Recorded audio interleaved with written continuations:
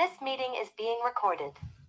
Okay, so we were talking last week about an interesting topic, and that was whether or not um, if if the people of a town sent a shaliach with the machzas shekel, and that machzas shekel got lost or stolen, then depending on when the community that sent it finds out about it, not when it happened, but when they find out about it, that's what dictates, as the Gemara explained to us last week, what is the protocol. So if they find out about it, and remember we said that there was three parts to the Machzas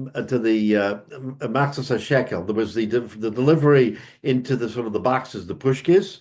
There was then the movement into a central area. They had a room or whatever it was, a central area. And then the third part was the gizborim, the treasurers of the Beis Hamikdash, taking them out, Sukkot, Pesach, Shavuos, and using them for the Bedek Habayis. So there were three parts to it. So the Gemara explained to us that depending on where in that timeline the people found out, oh, our money has been lost or stolen, that dictates whether or not they have to replace it or not replace it. It's an interesting concept because it depends on when they find out about it, not when it happened. Presumably it happened on the way, even before maybe even got to Yerushalayim. But that's not relevant. What's relevant is when did you find out about it? So the Gemara says if you found out about it before, while it was still either in transit or still in the pushkas or the room that the money is assembled, the responsibility falls on the Bnei Ha'ir, and they have to replace it. And the Gemara went so far to say they have to replace it.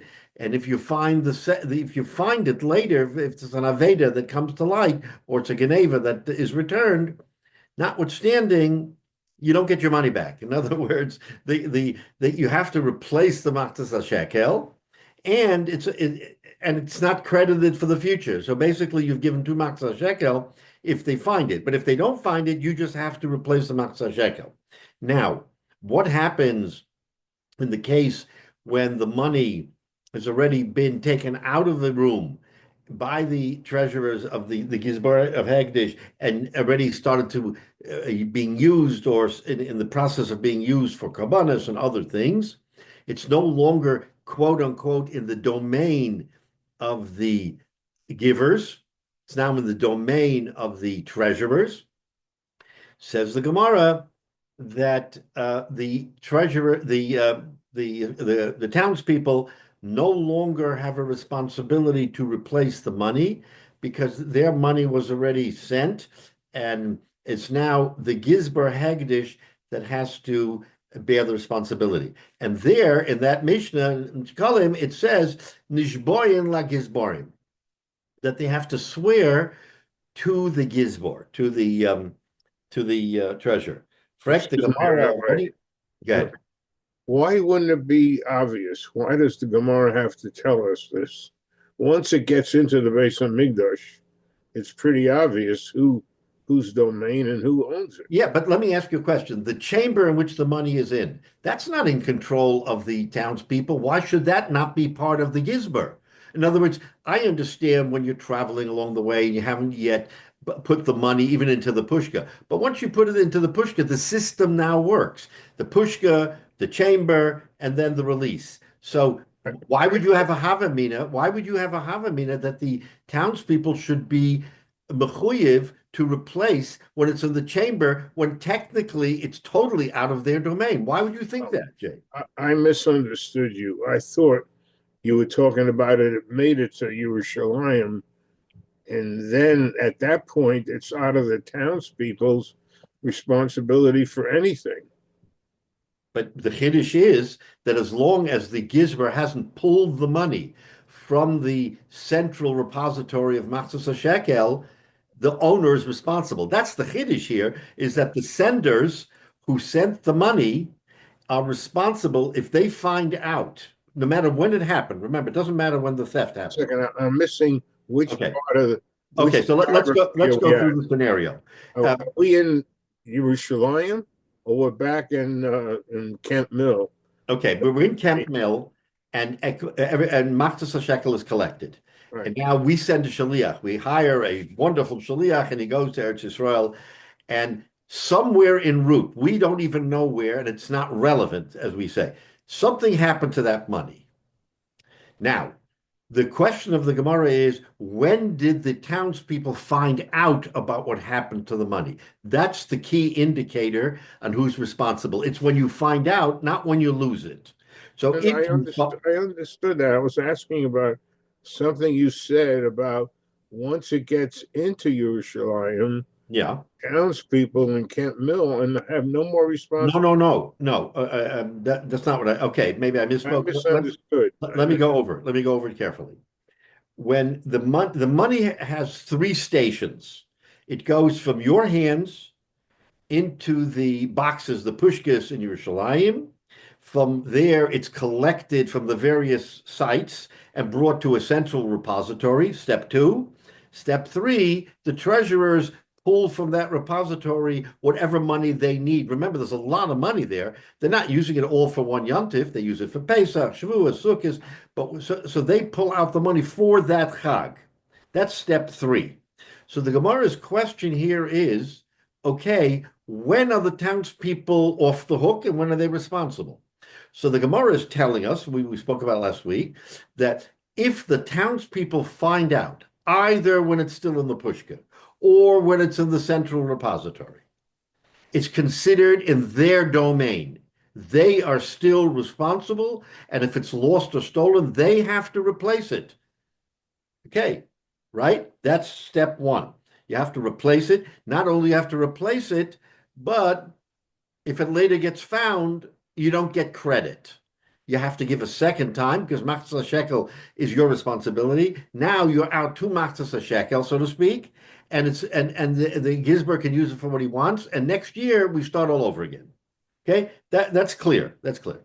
Now, what happens when the money is in the central repository and some of that money has been stolen or lost? Remember, all the money from all the towns come into that repository, not just Kemp Mill's money. But that is in Yerushalayim you're talking about. In Yerushalayim. Repositories in Yerushalayim. Yerushalayim, all the money from all chutzlah, wherever, but every Jew who's chayiv matzah shekel is one place.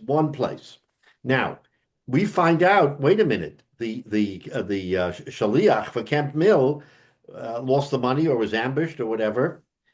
So the Gemara says, okay, when did we find that out? That's the key. Right. If we found it out when it was still in the pushka, or we found it out when it was still in the chamber, it's the achrayus of the town. Camp Mill is responsible to replace that money because it's considered in the domain of the giver. That's the Gemara's Chiddush.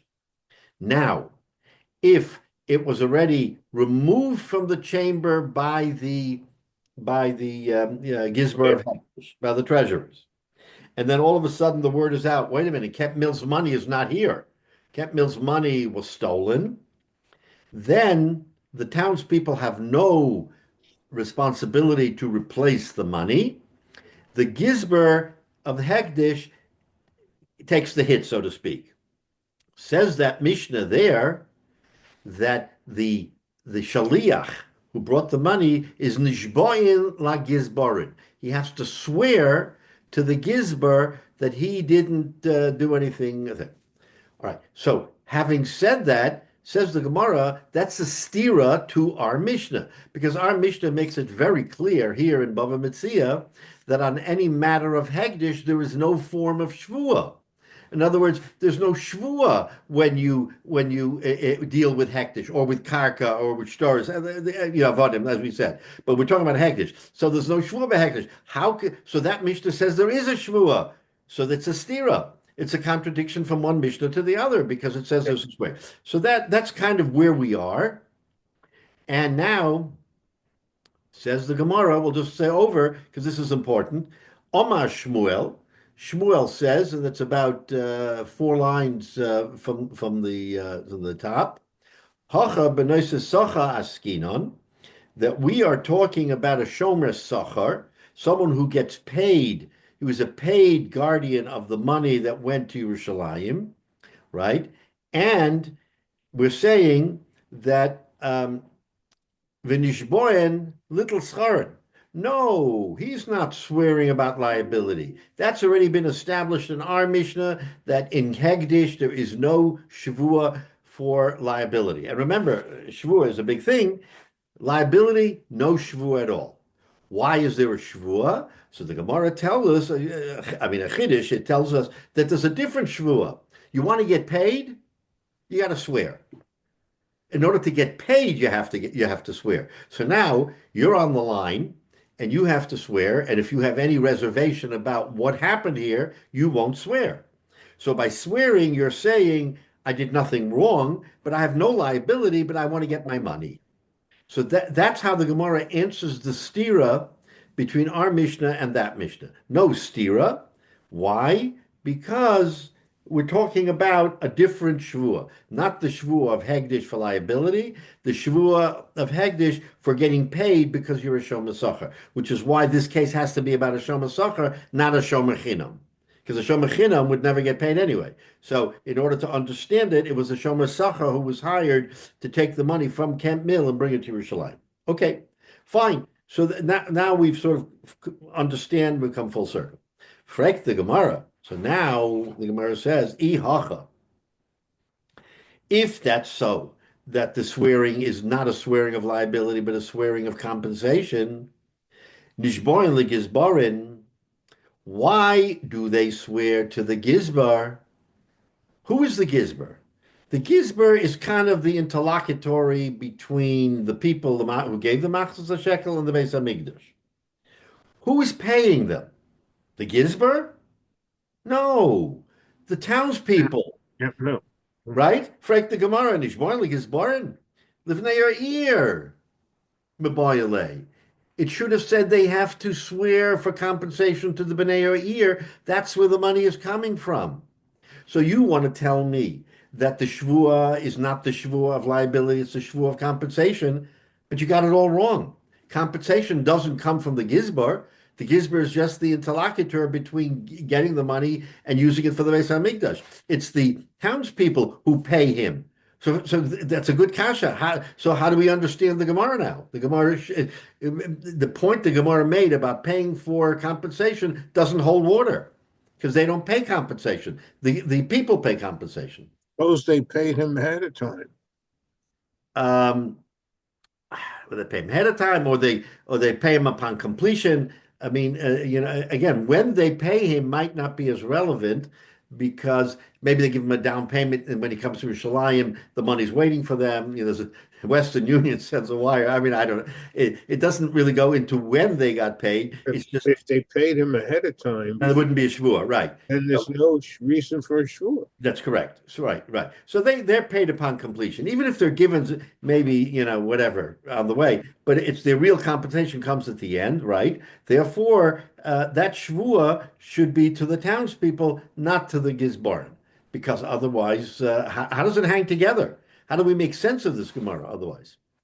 So that's the good kasha. So now we're back to the question, if that's the case, then maybe the shvua is on liability, and we're back to the stira between the two Mishnahs.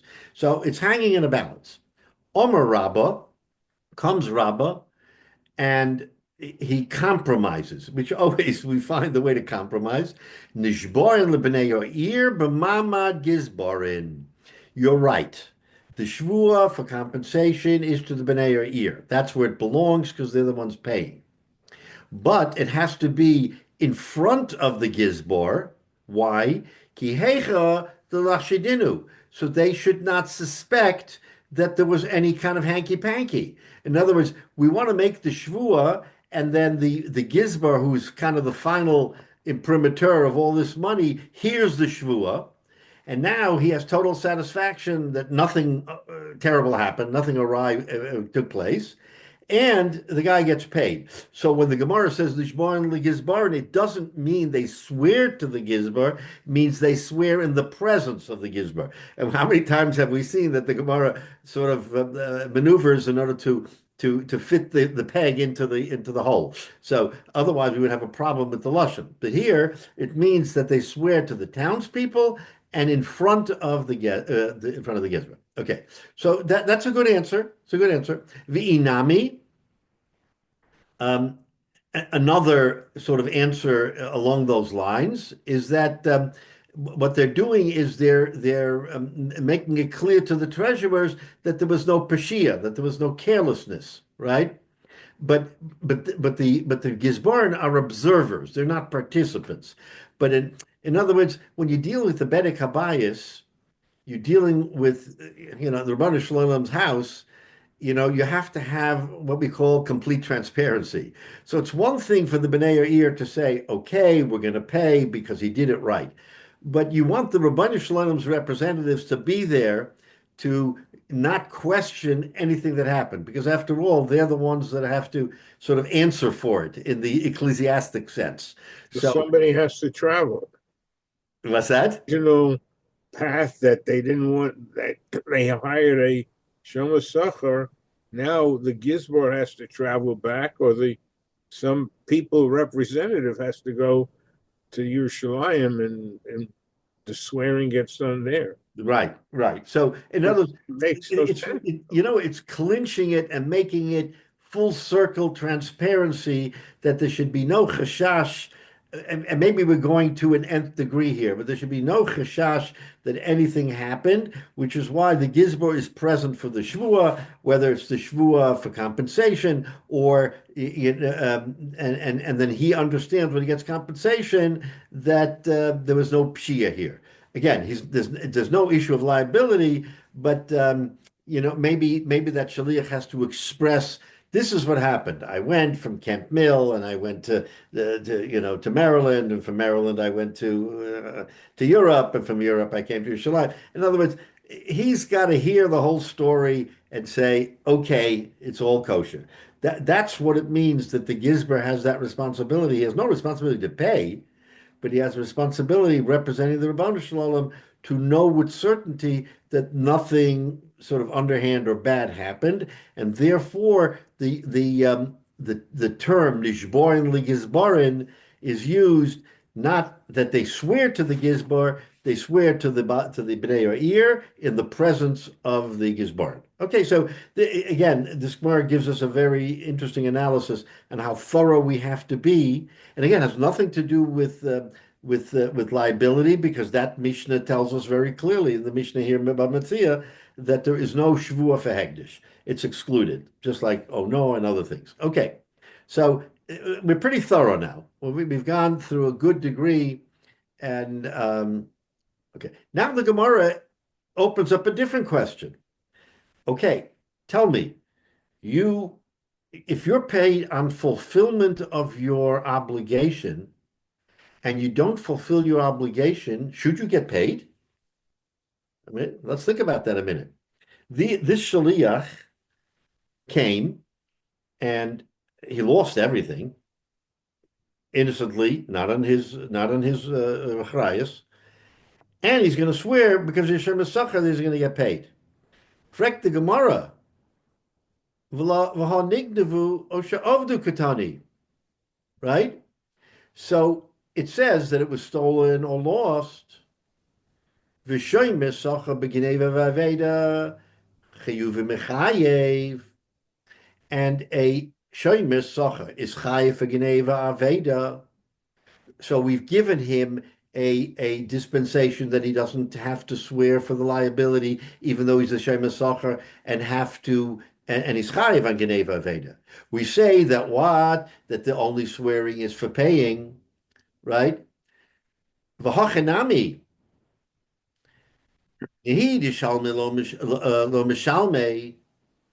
Okay, it's true he doesn't have to replace because of the special conditions of Hegdish, but Agar Mia Lifter, then at least he shouldn't get paid for what he did. He didn't accomplish anything. So in other words, the Gemara is now going back to the source. No shvua for liability, a shvua for compensation, and then the Gemara gives us the terms of the shvua. It's in front of the gizbar, and the gizbar has to feel good and convinced. The shvua is really to the balabatim of Camp Mill, and okay, we got that whole picture. But the Gemara is asking now a fundamental question. If that's the case, why should he even get paid? Shmuel says he gets paid, and therefore the shvua is for payment, and therefore there's no stira between our Mishnah and the Mishnah in Shkalim. But wait a minute. Why should he get paid for not fulfilling his obligation? Basic question. Okay? If you have a responsibility to do certain things, you don't do them, you don't get paid. Granted, you don't swear because of the exemption from swearing. And remember, in some cases, swearing is more severe than, the whole payment issue. A person would rather say, I don't want to get paid, but I don't want to swear. Because shvua was a big thing, using the Rebbeinu Shalom's name. It's not like, I swear. It meant a lot. So, but if a person said, I should be compensated, and if I have to swear for that, I will, then we make him swear. But here, why do we even allow that to happen? Because underneath, he never accomplished what he was requested to do. So the Gemara is digging even deeper and saying, why is there even a shvua for compensation when a shomer socher is chayiv b'geneva va'aveda, right? In other words, we're now attacking the whole premise that there is a shvua. The shvua is for compensation, and therefore that shvua is allowed, but the shvua for liability is not allowed. But wait a minute, why should that shvua be allowed? Why should he even get compensation? Right? Okay, so that's the Gemara's question. How in the world do we go ahead and compensate him? So the Gemara is going to want to explain now why Shmuel's premise of paying for completion and not for liability is valid, because that's the kasha. Why do we even accept Shmuel's premise that he can swear for compensation and get paid? Omar Rabba. So now Rabba is going to give an interesting twist. So it's our notion of Geneva Aveda. Let me just say, because it's here and wherever Geneva Aveda is presented, it talks what I would consider a normal Geneva Aveda. What is a normal Geneva Aveda? All right, a person goes along and he takes the money, stops at an inn, sleeps overnight, leaves, forgets the money, goes to Yerushalayim. That's an Aveda. He made a mistake. He forgot that he had the money with him, and he went to Aveda. A person goes and he goes to an inn, stays overnight. There's a break-in. The money's stolen. Other things are stolen. Next morning, no money. Okay, that's what we call Geneva va'aveda. In other words, they're incidents that happen, but in other words, in the normal course of events. That's what Geneva va'aveda is. Gemara is going to give us a chiddush here that there's a different type of Geneva va'aveda, and I know you've certainly come across this. Maybe we even did in the very beginning, but certainly you've come across this. Omer Rabba. No, we're not talking about regular Geneva Aveda. Nignevu belistim mezuyin. We're talking about where armed robbers held up the shomer, so there isn't a havamina to say he did something wrong, even though he's paid as a shomer. And for Geneva, but that Geneva we're saying is the normal Geneva. The Geneva, yeah, you've got to be extra careful. Sleep with it under your pillow. I don't know. I mean, prevent it from happening to the extent that you can. But when Listim Mizuyin come in and they have their heavy guns and they say your money or your life, you have no brera. You're not mechuyev to protect the money that you're being paid for with Listim Mizuyin. And the same thing Avdu Shavras Finasa Bayam. He was going on a ship in the sea and the ship sank. That's not normal. That's not Aveda. That's not the Aveda that we talk about. Oh, he had an Aveda and he lost it. He forgot it. He was negligent. The whole ship went down. He was lucky that he survived with his life. So the Gemara is giving us a chiddush here. And the Gemara is telling us that Rabbah is saying that when Shmuel says that a person swears for payment, it depends on where he is. If it's the normal course, okay. But our situation in Shekalim refers to Listim Mezuyin or Sfina Bayam. In other words, it's referring to let's call it an unusual or abnormal situation. How many times does a boat go down in the sea? Or how many times, okay, maybe armed robbers come along, but that's not the norm we're talking about. The norm we're talking about is a person who just misplaces it and loses, or someone is a break-in, and there isn't anything huge or substantial. Says Rabbah that what Shmuel's talking about is those circumstances where there is such an egregious situation of Geneva and Aveda that there's no way of saying we should not compensate him. He did nothing wrong, and the circumstance was such that he did his best. He took the money, he undertook to travel, and then unfortunately he went down in the ocean and just barely survived. So that's the Gemara's teretz, and that teretz, by the way, appears in other places in the Gemara, where the Gemara wants to distinguish between what we call a normal Geneva and Aveda and an unusual Geneva Aveda. And this is an unusual Geneva Aveda, therefore Shmuel says he's allowed to swear and be compensated even though a Shemes Sachar is chayiv in Geneva Aveda. That's the teretz.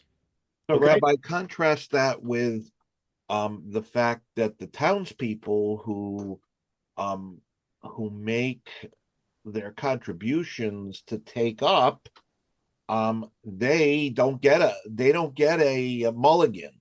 They Right. have to pay again because Yes. the argument is that this is hekdesh. Well, the truth is that they were giving, and they paid someone, and unbeknownst to them, unable to stop what was happening beyond their control. They did everything they could, but they have to pay again. And yet this person who's a Shomer Sachar, he can get away with getting paid even though he didn't deliver.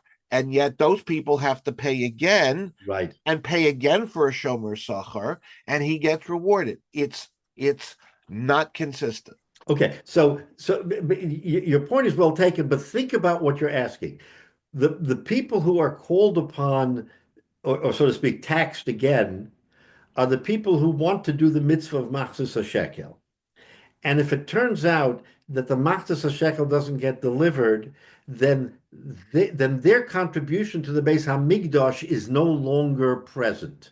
So we're in fact coming back in an ecclesiastic sense, I'm saying, Michael. We're coming back and saying, Enochanami, it wasn't your fault. The money got stolen, the money got lost, and whether he's compensated or not, okay, he's compensated. But let's talk about you. You wanted to give tzedakah. Your tzedakah is no longer being in the Bedek HaBayis. So the Rebbeinu Shalom, I mean, obviously, who's going to take the hit? Bedek HaBayis, the Beis HaMikdash is going to take the hit.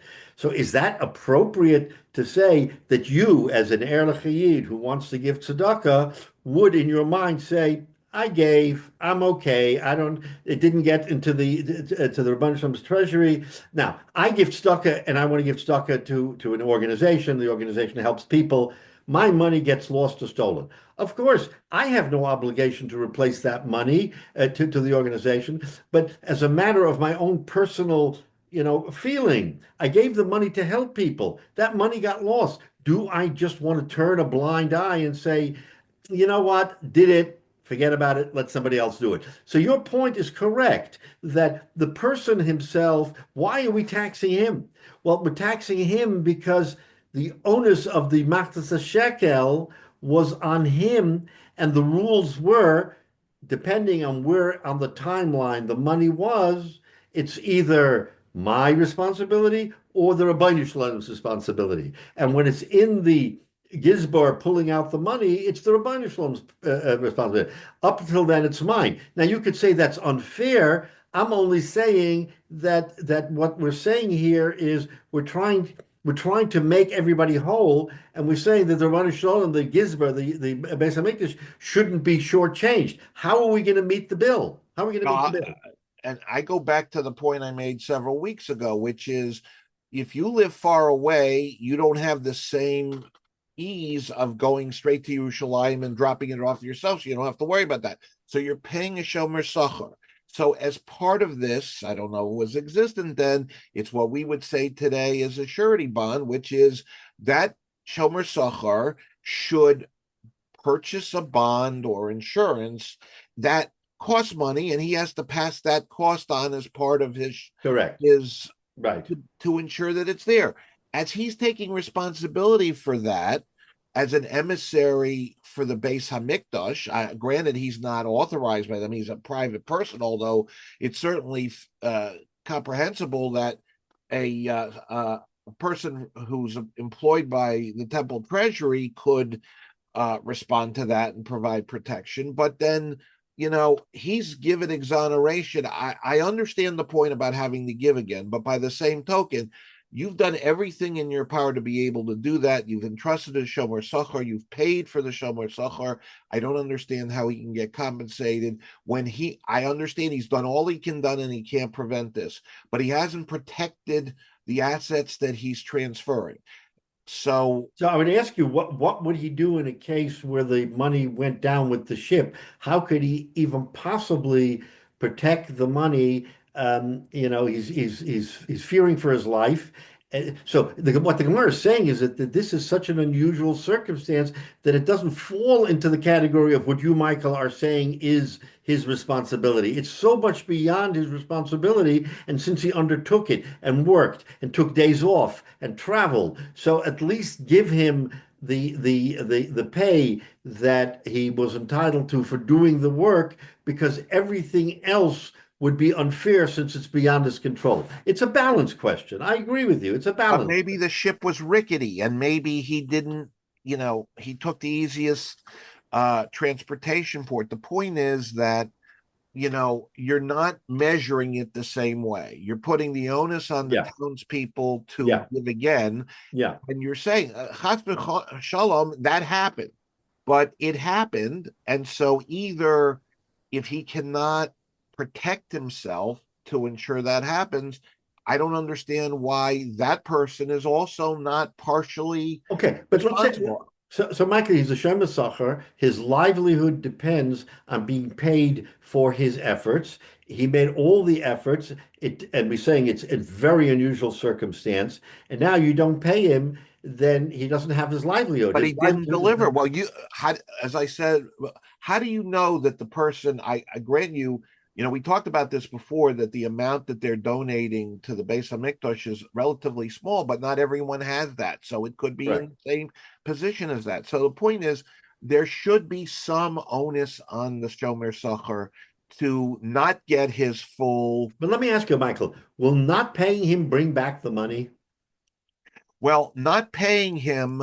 What will that accomplish? I want to understand. What will it accomplish? So if you, instead of paying him everything, and we can argue whether he should get something or not, if that money went to the temple treasury partially, then he would bear the burden as much as the townspeople did for having to contribute it again. I hear you. I hear your point. And it's not a bad point that he should bear some responsibility, but what the Gemara is telling us, and this is the lesson, is that tzedakah is something that people want to give. Okay, even if it's a machzor shekel, it's not a lot, and some people have to scrape it together, but there's a satisfaction in doing mitzvahs Hashem and giving machzor shekel. Fine. Now there are rules attached to that machzor shekel, and the rules are what the Gemara told us. You have to deliver it. If you don't deliver it, depending on where it is, okay, all the rules. These are the rules of machzor shekel. Now we turn our attention to how it gets from Camp Mill to Yerushalayim. And we say, if you gave it to a shomer chinam, okay, then, all he has to do is carry it, not be negligent, and he's okay. We're talking about a shomer sachar. The reason why we're talking about a Shomer Sachar is because we want to introduce this whole concept of Shavua. Remember, a Shomer Chinam who does not swear for liability doesn't swear, period. It's the Shomer Sachar who does not swear for liability who must swear for compensation. So that's when the Mishnah says, Nishboyin, it doesn't mean liability, it means compensation. Now, let's look at that. He swears for compensation because he undertook to do a task. If he and the task was not completed, but he has to swear in order to get his money. You make a valid point, and you say, and the Gemara asks, why should he get compensation?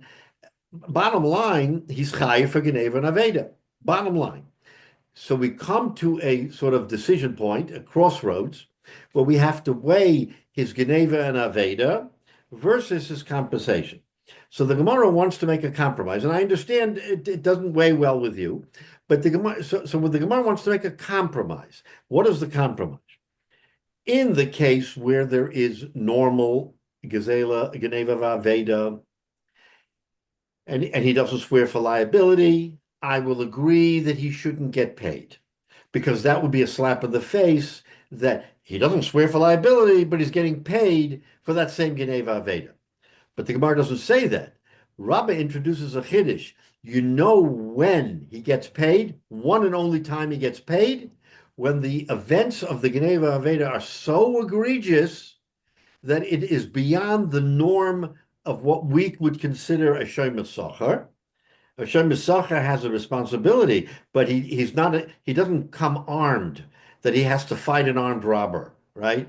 I mean, he literally he's a person who has a sense of responsibility, but this goes beyond the sense of responsibility. I think that's what the Gemara is trying to tell us, that when things go beyond the sense of normal responsibility, notwithstanding your point that his feet should be held to the fire, he did absolutely nothing wrong. He signed a contract to spend days and days going to Yerushalayim, and here he's not going to get paid for his service.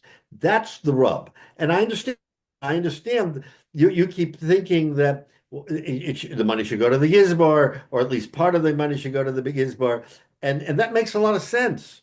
It does. But Rabbah is telling us that there's one circumstance in this entire discussion of liability and compensation where it's taken out of the norm, and we say that a Shomer Sachar who is chayiv in Geneva Aveda is not chayiv here in Geneva Aveda because the circumstances are so egregious. That's how you have to look at it. I understand your question. Well, let me just make one last point, and then I'll shut up. Yeah.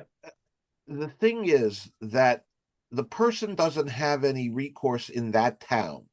There's no other way to get it there.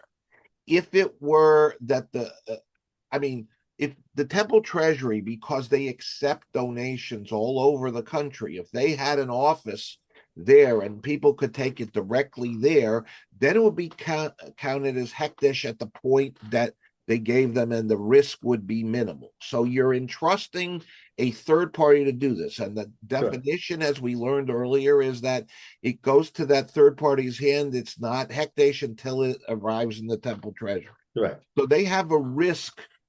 It's almost saying to them, I grant you that this is rare, but they have a risk of entrusting to anybody else having to make that. It's like, well, why wouldn't I make it? Why wouldn't I make that pilgrimage myself to be able to deliver that, so that it would be in my hands, because now I'm using a third party. If the temple had a location, a treasury location near them, that would be in their hands and they would get credit for the donation. Then the temple treasury could somehow ensure that those amounts, yeah, and I'm sure they were for Geneva and Aveda. So it just, I'm not trying to nail the person who is the Shomer Sachar. It's just like these are circumstances couldn't be controlled. They're min hashamayim. So I don't understand why the people get hit either way, and the Shalom Sachar, I can understand him getting paid. I understand that he can take a shavua and he has to take a shvua to get paid, and some would take that so seriously they wouldn't get paid. But it seems like if he got chatzi the sochar, then he would be also, without having to take a shvua, he would be in a situation the same way of having to also suffer as they are suffering. So I think Rabbi's Chiddush, when we look at the case of Listim and Sfina, the real question is, was this preventable? If a person is careless, or he forgets, or he gets robbed, you could probably argue, if he had done it a little bit differently, it was preventable. Maybe he shouldn't have gone to this motel. Maybe it had a reputation of unsavory characters coming. You can conjure up any kind of question, but he gives us two examples: Listim Mizuyin and Sfina Bayam, which by any measure is not preventable. It is so out of left field that there's no way one could say that this person should have known, could have known. The only way to get to Yerushalayim from Camp Mill is on a boat. And he's on the boat, and the boat sinks. What should he have done? There was no But airplane. de facto, that's not true, right? De facto in Eretz Yisrael, that's not true. Well, what I'm saying is he's using common sense in what he's doing. He's not doing something that is, if he went into a desert area and he knew that there were robbers and all, I would argue that you're correct, that he bears responsibility here because he didn't use his best efforts to avoid the theft or the loss, whatever it happens to be. But I think Rabbi is coming to tell us, I'm going to give you an example that is, the shliach has total clean hands. No way in the world he can be tied in any way to what happened here. And in that circumstance, that's what we're talking about, where he can make a shvuah, even though he's chayiv in Geneva Aveda, he can make a shvuah and get paid. Short of that, Rabbi's saying, I agree with you. But the Why should he townspeople get have paid? clean hands too, Rabbi. That's my issue, is that they've done everything Yeah. the right way, the way Listen, they do. I hear it. I mean, again, at the end of the day, we have to accept what the Gemara is telling us.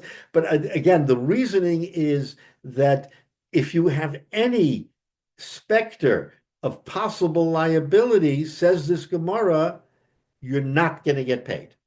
But the shvuah that you're entitled to make to get paid is because there isn't even the specter of liability of Geneva and Aveda, because it was so out of your hands. The Rabbanu Shalom wanted that Sfina to drown, and Listim Mizuyim. These are not something that's normal. And we see this, by the way, in other places in Shas, is that we have to make sort of a demarcation, sometimes a fine line between what the mind can accept and what is so beyond the pale. And again, this is one example, but there are other examples in Shas also where we have to sort of say, up to a certain point, you have a responsibility. Beyond that, okay, not. But what is that point? Now, you're saying that a guy who's chayiv in Aveda should never collect the money regardless.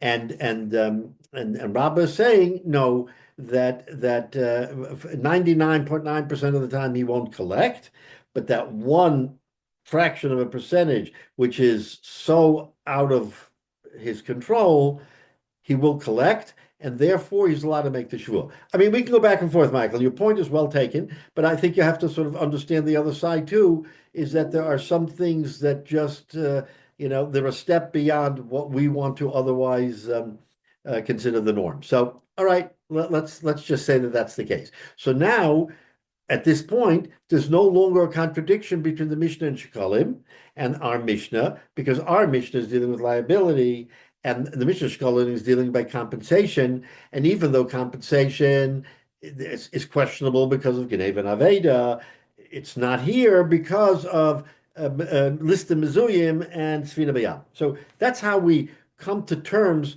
with understanding that. Now, lest you think that we've accomplished, we have a good distinction.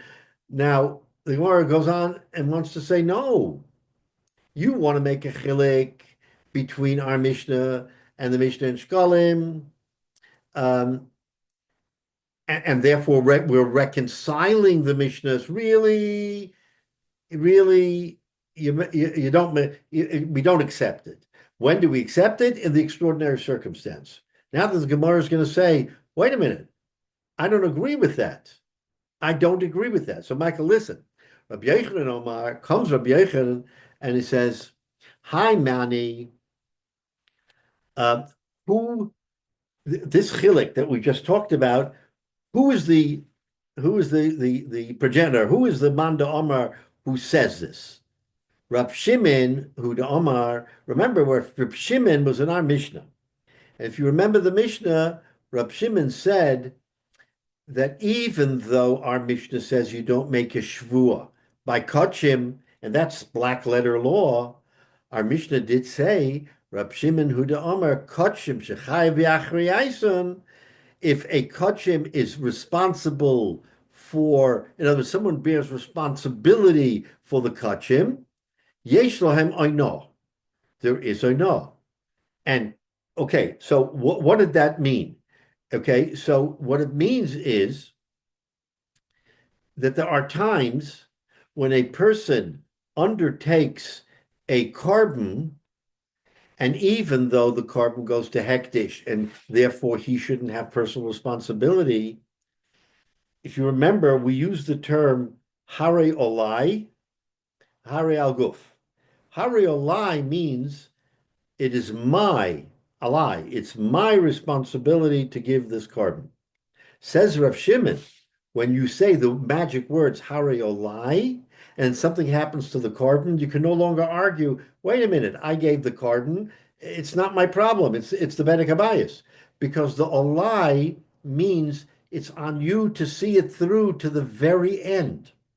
So Rav Shimon in the Mishnah said that when you say hare olai, then it's called kachim shechayev v'achriyusan. You are responsible, and yesh lahem oino, and there is oino. If you then do something that is more than a sixth, even though kachim doesn't have it, in your case it has it because it's a personal responsibility. It's no longer a ecclesiastic responsibility. Olai means you, v'nishborn aleihem, and you do take a swear on it for liability. So wait a minute. If that's the case, then we don't have to reconcile our Mishnah with that Mishnah by saying, Michael, that Mishnah is talking about Lista Mizuyin or talking about Sfina Sabayam. Wait a minute. We hold like Reb Shimon.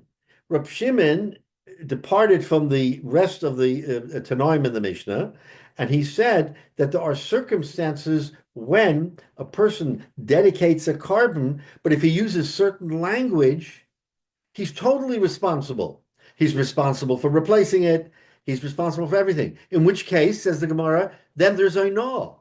You can't now separate him from ono if he does something improper or swearing for liability. All those same conditions that happen to everybody else has to happen to him because of the magic words, hare olai. So that's what Rabbi Yochanan wants to say. You want to reconcile our Mishnah with the Mishnah in Shkalim and say it's all fine and good because everybody says you don't swear. Really, you do swear. Where don't you swear? By the, listim, by listim azuyin, in the unusual sense. And then you have problems with that, Michael. Now the Gemara is saying, wait a minute, we don't have to come out to that. There is a difference between the Mishnahs because that Mishnah, our Mishnah doesn't hold like Reb Shkalim, but our Mishnah here in the Gemara holds like Reb Shimon. And all of a sudden, your dedication to Hegdish falls back on you as a Hedjit. And therefore, you are chayiv in Oino and in Shvuah. It's a powerful question, but only under Reb Shimon's terminology. Not everybody holds like Reb Shimon. Reb Shimon is the outlier to the Mishnah because we said Reb Shimon Oimer. So Reb Shimon made a difference between what he says, hare olai and hare guf. If he doesn't say hare olai, he just says hare guf, meaning the carbon, that he does not take personal responsibility, and there isn't this problem of having to worry about ono and shvuah. It's only when he says hare olai, it's on me. I want to make sure that this carbon passes through, and if it doesn't, I will replace it. then all of a sudden it's no longer just Hegdish, it's him. And if it's him, he's Chayv and Aino and Shvua. So that's what the Rabbi Yochanan wants to say, that the terms of each Mishnah is different. That Mishnah is talking about one set of circumstances, and we're talking about Reb Shimon, a whole different circumstances. So that's a tremendous kasha, right? And it kind of alleviates your concern, Michael, because basically it's saying we don't have to come on to this question of Listim, Mizuyin, and Sfina Shabiyam. All right. So comes the Gemara, and not so simple. And the Gemara says no. And the Gemara says Rabbi Yochanan's interpretation is not correct. Why?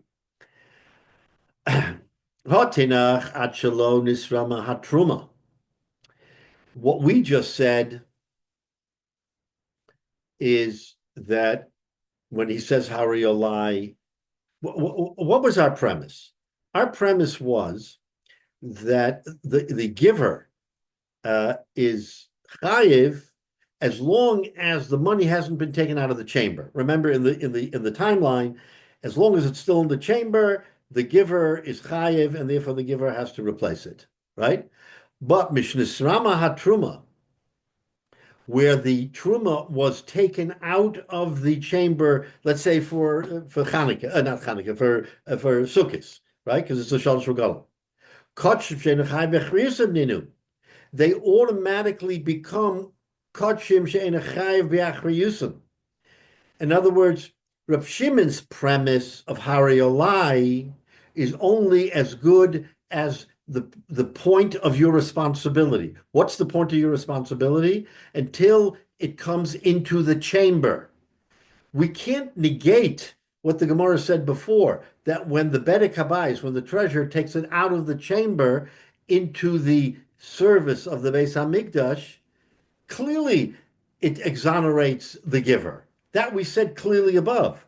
So, in other words, you want to give an answer that we're talking about Hari Olai, and therefore by Hari Olai, the person, now we understand why he has to swear and is chayv or no, because it devolves to him personally. But says the Gemara, that's only good up to a point, up to the point where it comes into the chamber.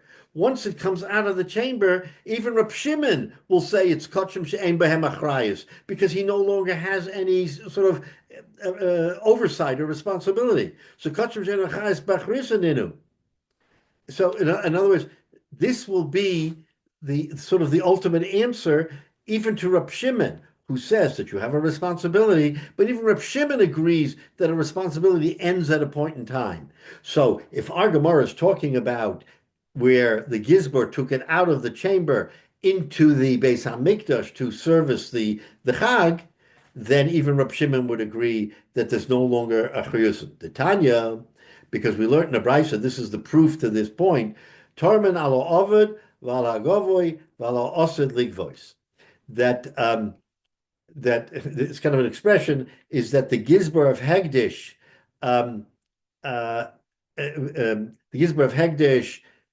takes funds. He takes the money for the money that's avud, that's lost, vala govoi, and also to the money that's collected, and also to the money that has yet to be collected. In other words, the gizbar is the one who will be the heartbeat, the pulse of when that money crosses the border, so to speak, from the sender to the Beis HaMikdash.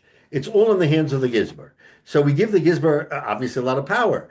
Once he withdraws the money, and this is, the Torah says this, that once he withdraws the money, then the Gizbar takes the loss. The treasurer doesn't have to reimburse from his own pocket. He has no money. Most of the Gizbar are just paid through the Beis HaMikdash. But as much as we don't want Hegdish to take a loss, there is a point where Hegdish takes a loss. And Michael, I think that's the point, is that we're preserving Hegdish to the nth degree, and we'll always put the responsibility on the sender, on the person who gives the money, because we know he wants to give the money, and if it gets lost, he'll feel bad, his tzedakah wasn't used, whatever emotion you want to use. But there comes a point in time where you cross that threshold where it completely becomes the responsibility of Hegdish, even though we never want to see Hegdish take a loss. But the Rebbeinu Shalom says, yes, Hegdish will take a loss under this one circumstance when the Gizbor pulls the money. So even though we try to make a distinction and say that our Mishnah was talking like Reb Shimon, who says, Hari Olai, there is Bachrusan, but there comes a point in time when we cross the threshold and there's no longer Achriyusa, there's no longer the responsibility to make it up, even for the person who wants to make it up, you're exonerated. So under that circumstance, now we're back to the point, Michael, we're back to the point where the shaliach has to make the shvuah to be compensated because we no longer can find an external reason why he should be compensated. In other words, we're trying to find ways to resolve your issue by saying he's chai b'achrusan and all this other things. So we went like zigzag and we tried to say, oh, that's the reason why he gets paid because. Now we're back to square one because there's no longer an excuse. Once that money crosses the threshold and the gizber takes it, then it becomes total hegdish, and therefore we're back to our point that the Shayma Sachar under normal circumstances would not get paid even with a shvua. He would not get paid with a shvua. But if it's a unusual circumstance like Rava posits here, then even he would get paid, even though he's responsible for Geneva Aveda. But we say the Geneva Aveda has to be the quote normal Geneva Aveda, not unusual Geneva Aveda. So we really come full circle. We come full circle, Michael, because we're saying that to your comfort, the Shei Masachar shouldn't get paid. He should not get paid when even though the swearing would be for compensation. After all, he did something quote unquote improper. He lost it. It got stolen. Except when that. So then we have to go back to Rava. When Rava says that there are two circumstances where Geneva Aveda isn't Geneva Aveda the way we understand it. In the case of Lista Mizuya and Sfina Shabayam, in those cases, he is totally exonerated. He can make the shvua and he can get compensated. But short of that, no. Rabbi, can you clarify one point? You said several times when the money leaves the chamber, but isn't it when the money is accepted by the gizbor when it comes into the chamber and he gets an acknowledgement and a receipt? No, it's still the responsibility of the giver. But at that point, he has no control. They have no control. Neither does the gizber didn't take control of it either. He left it in the chamber. So we're connecting the dots and saying that as long as the gizber didn't physically remove the money, it's considered money from the sender. In other words, we have to make a line of demarcation and say, what's the line? Okay, you put it into the pushka, for sure. You put it into the chamber, it's still not within the control of the gizber. Agreed, it's not in the control of the sender either, but in the balancing test between the sender and the gizber, we're putting the onus always on the sender. We're saying the Kemp Mill is always responsible to make up for that machzas shekel, except when de jure, the gizber, pulls that money out on Sukkot and Pesach and Shavuos, then it crosses that line between sender and giver. It crosses the line, and therefore we can say if that's the point in time when Kemp Mill found out that their money was lost, then all bets are off. But then, Rabbi, that's a real problem because if the Shomer Sachar has brought it there but not given it, dropped it off and did not follow through on that, he has been negligent because he did not follow through on his requirements as a Shomer Sachar. So why isn't he liable for the loss completely? You can't say I dropped it off in the, at the entrance to the chamber and it wasn't acknowledged and it's fine and then it's not my problem anymore. Yeah. Again, it's hard to argue this because it's a balancing test. And the gizber himself does not touch the money until until it's pulled from the chamber. In other words, there must be intermediaries, okay? You put the money in the pushka. Who is the guy who takes it from the pushka to the chamber? It's not the gizber. It's somebody else. Let's just say it's someone else, an assistant, whoever. The gizber is the guy at the top. So he's the one who has to make all the decisions and whatever else. So we're trying to draw a line and say, when does that magical a moment occur when it goes from the hands of the people to the hands of the Rabbanu Shalom? In other words, when does it happen? So the Gemara is trying to tell us that even though it's still, quote, in custody of the Beis Hamikdash, because you put it in the pushka, and the pushka goes to the chamber. So you, as a sender, I have no longer control over that. I'm in Camp Mill. What do I do? I have no control over the chamber. But still, we're saying that that's an intermediate point where the gizber himself is not in control. It's only when he pulls the money from the chamber for the Chag, that's when he's in control. And basically what we're saying, Michael, and everybody else, is that you are responsible until you're no longer responsible. In other words, Achrayus is always on you until it's no longer on you. And if the Torah tells it's no longer on you when the Gizber pulls it, even though you make all the arguments in the world, he has no control. There's nothing he can do. He wasn't care. Nothing with nothing. It's the timeline that the Torah is telling us. There's got to be a point in the timeline where responsibility shifts. It can't be in a vacuum. You can't say up to here, but from here, and then here's a vacuum. There cannot be a vacuum. So we're putting the onus.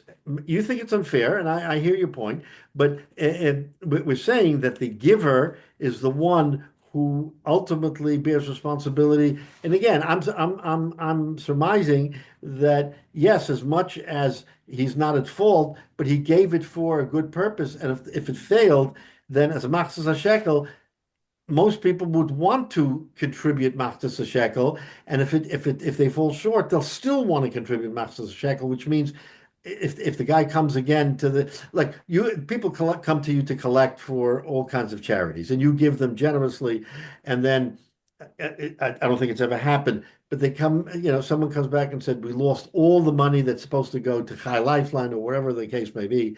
We got to go back to the populace. Where are we going to get the money from? It's not here. We've got to go back to people and ask them, b'mechila, can you give again? And I think that's, if in a fundamental way, you're kind of saying, okay, I gave once, but otherwise we'll say, this was a mishap. I want the kids at Chai Lifeline. I want the kids at all these other charities, the people to benefit. I may not give as much. I'll give as much as I can. So I think the thinking is that it's the giver who will want to fulfill his obligation, which he did, but it fell short. The Bedek Habayis has no money. Where's the Bedek Habayis going to snap its fingers and get the money to give to the charity, to Chai Lifeline, to give the Beis Hamikdash? They're totally incumbent on you and me and the people of Camp Mill to give machzas shekel. So if we don't give machzas shekel, they're lost. If we give machzas shekel and it gets lost, they're lost. So it's kind of like this is the relationship that we have with the Beis Hamikdash, is that we are the guys who have to fulfill and make it happen, and they are the Makah B'Patish, sort of the final hit of the anvil to complete the cycle. But they can't complete the cycle without us. It's a difficult situation to get your arms around, but I think on a balancing level, Michael, I think you'll maybe agree that if someone has to take a responsibility, who is it? The person who might be able to afford to give again, or the Beis Hamikdash who has no money? They have no money. There's nothing in the gizber. How are they going to do the sacrifices without the money? It has to come from somewhere. That's really the point. It has to come from somewhere, and we're saying that somewhere is the machzas shekel. Let's just finish one line here. So we basically gave an answer. So we're rejecting Rabbi Yochanan's theory of kachim sheish b'machrayis ve'ein b'machrayis. So the Gemara then says, so how do we understand the Mishnah in Shekalim and our Mishnah? So the final word of the Gemara is Elo Omar Rabbi Elazar. Rabbi Elazar says, Shvua zu takonos chachamimi. Why are we swearing? We're back to all the other questions where there's no shvua by kachim. Says Rabbi Lazar that it's a takonos chachamim that shelo yeh b'nei adam mezalzelim behekdeshos, that a person should not be mezalzel. In other words, sort of be careless or lighthearted about hegdish. So in other words, min haTorah, there's no shavua. Absolutely not. This is one of those circumstances where we see the Chachamim coming and saying, you know what? I understand min haTorah, there's no shavua, but it's pressing me that maybe, just maybe, if we make a shavua, something will happen. In other words, magically, if you remember, shavuos are a heavy burden. You make a shavua, I don't make it lightly. So the Chacham is saying, you know what? At the very last moment, if we ask him to make a shavua, he may say, I'm not making a shavua. That's what the Gemara is telling us. That the Kanas Chachamim is midaraisa, of course it's okay. But we will make the Kana so that in the minute possibility that there's some kernel of liability or a problem, the guy will say, you know what, I'm not making a shvua. So therefore, we make him make the shvua, but again, it's almost like, a minute percentage, and I'm not sure whether the Gemara tells us it happened, but in other words, it's the takanas chachamim, like every takanas chachamim, is that there's no reason not to let it go. But the rabbi said, in our estimation, we want to be more severe. I mean, again, that's the Chazal who have the sort of the ability to make those takanas, and so that's the answer. The answer is that really there is. I mean, the stira is not really a stira, but because when it says that you make a shvua, it's only because of takanas chachamim, and our Gemara doesn't say takanas chachamim, and that's not between us. That's not a valid distinction. So in other words, it's all on par, but that's how he kind of answers the question. But Michael, to your point, it's a it's a diligent discussion, and I think at the end of the day, we are accepting of the fact that if we, when there's something called contributory negligence. When you go into let's say a lawsuit, and you say, oh, they were negligent, the court will always look at, okay, they were negligent, but were you negligent? Did you contribute to the negligence in any way that makes you even minutely responsible? That's called contributory negligence. And there's a whole parsha on that. What's the achrayus? 2/3, 1/3, whatever. Okay. So now the question then becomes, let's just say in that mindset, you send the money, you did nothing. Of course you did nothing. But in the timeline of event, there is a point of demarcation when it flips over from one party to the other. You can say it's random, but the Torah tells us it's when the gizber pulls the money. So think about it as the guy was not, but he was up to the point of the gizber. He was contributorily negligent. He wasn't. I'm just using that as an example. In other words, it's his achrayus until it's no longer his achrayus. So it's the achrayus of the people from Camp Mill until they're absolved from the achrayus, not the other way around, where they're absolved and it's the gizber who takes over from the time it comes into the pushka. No, the timeline is that you are the responsible party until the last moment. And therefore, the Gizber Hegdish, who appears on the scene to pull the money from the chamber into the Beis HaMikdash for the Chag, for the Oila Regel, that's when he takes over responsibility. And I think that's the bottom line, is that's how the Torah wants it to be. And again, there's a practical reason. You may argue that it's unfair to us in Camp Mill, and you may be right. And maybe someone can't afford a second Matzah shekel. I'm not saying not. But if push came to shove and you were asked to repeat your tzedakah because the total tzedakah went awry and the recipients of tzedakah are going to be out the money, yeah, it might tug on your heartstrings and say, you know what, I'm going to give. I'll give the same. I might not give the same. But so that's the theory here. The theory is that it's the giver who will want to make good, and therefore we put the onus on him to make good. Of course, you're right. If a person doesn't have, he scraped together machzor shekel and he gave it, then al pi halacha, I don't know what he has to do. It says you have to give a second machzor shekel. What do? You have to scrape it a second time? Maybe, yeah. Again, I don't want to address that right now. Maybe there is an achrayus, but certainly he fulfilled the achrayus of machzor shekel. It's just that we're in a vacuum. We have no money.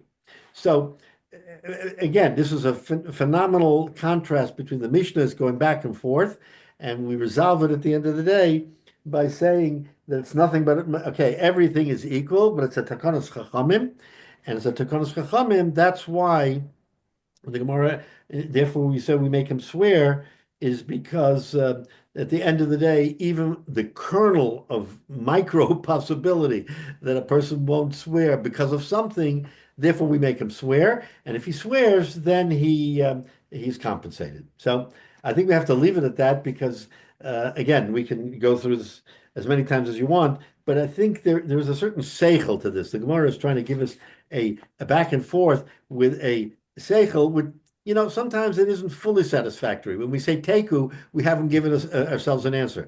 Here, we're not saying teku. We're saying we've given ourselves an answer, but sometimes, Michael, the appetite isn't 100%. I don't feel satisfied. I don't feel that I had a good meal here and that it was totally a bore. But anyway, so we'll end here. Mitzvah next week, again, we pick up the thread, but it's a fascinating discussion, and we should have a Freilich and Chanukah and Netzach Yisrael. The Rebbeinu Shalom should give Yisrael complete victory, and we should have Shalom al Yisrael.